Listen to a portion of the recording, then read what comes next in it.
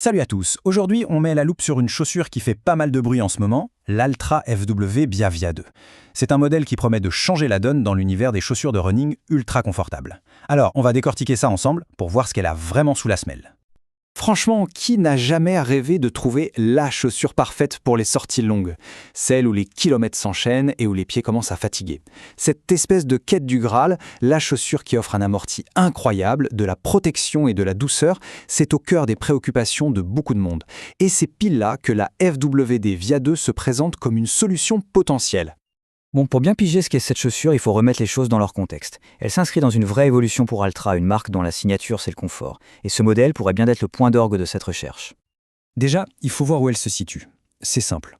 Depuis sa sortie, elle se positionne comme la chaussure avec le plus d'amorti de toute la gamme Route d'Altra. Le message est clair, non? L'objectif numéro 1, c'est le confort. Point barre. Et bien sûr, quand on parle d'Altra, on pense tout à quoi? Au Foot Shape. C'est vraiment l'ADN de la marque. C'est ce design unique qui offre un max de place à l'avant du pied. L'idée est toute bête, mais fallait y penser. On laisse les orteils s'étaler naturellement, un peu comme si on était pieds nus. Résultat, plus de stabilité et un confort bien meilleur. C'est un point essentiel pour comprendre le feeling de cette chaussure.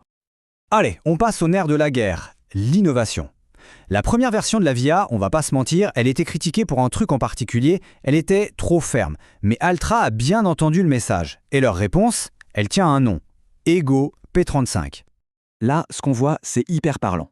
On passe de la mousse Ego Flow de la V1, qui était, on l'a dit, un peu raide, à la nouvelle mousse Ego P35, qui est beaucoup plus souple. C'est vraiment la réponse directe au principal reproche fait à la première version, et croyez-moi, ça change complètement la donne. Bon, cette fameuse mousse Ego P35, c'est quoi exactement? En gros, c'est un mix savant de matériaux qui cherche à offrir le combo parfait. Un amorti super protecteur, mais avec une sensation de douceur vraiment folle. Pour les pieds qui commencent à fatiguer en fin de sortie, c'est juste une bénédiction. Ok, la théorie c'est une chose, mais la vraie question, celle que tout le monde se pose, c'est sur le bitume, ça donne quoi? C'est quoi le feeling une fois qu'on les a aux pieds? Premier chiffre important, 4 mm. C'est le drop de la chaussure. Pour rappel, c'est la petite pente entre le talon et l'avant du pied. Et 4 mm, c'est ce qu'on appelle un drop modéré. Et ça, c'est super important. Ça rend la chaussure beaucoup plus facile à aborder pour les personnes qui ne sont pas habituées au zéro drop, la marque de fabrique d'Altra. Deuxième chiffre, et là, attention, 37 mm. C'est la hauteur au talon. Pour bien visualiser, c'est une sacrée épaisseur de semelle.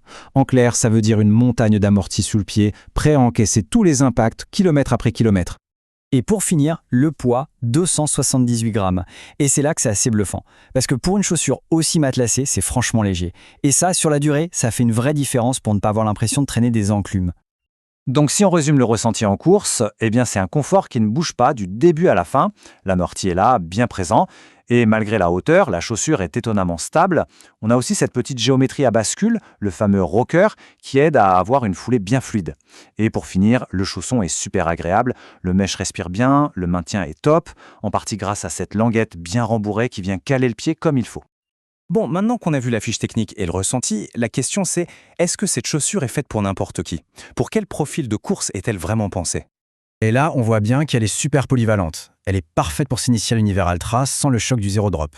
Idéale aussi pour les sorties de récup, quand les jambes sont lourdes. Indispensable pour celles et ceux qui enchaînent les bornes pour un marathon.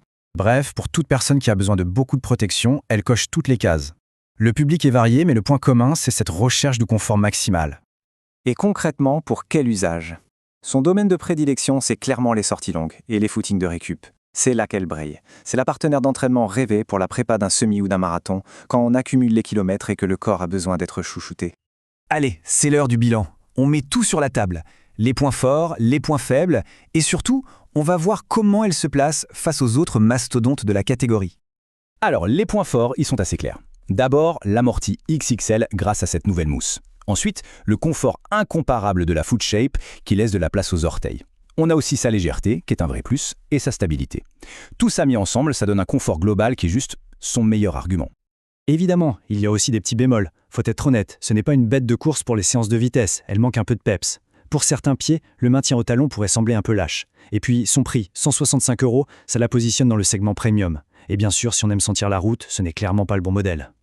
Et maintenant, le moment que beaucoup attendent, le face-à-face avec la concurrence.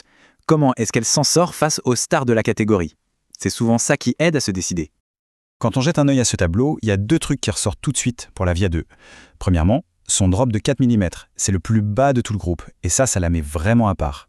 Et deuxièmement, son atout maître, cette fameuse boîte à orteils bien large. C'est une signature qu'on ne trouve nulle part ailleurs chez ses rivales. Au final, elle propose quelque chose de vraiment différent sur ce marché.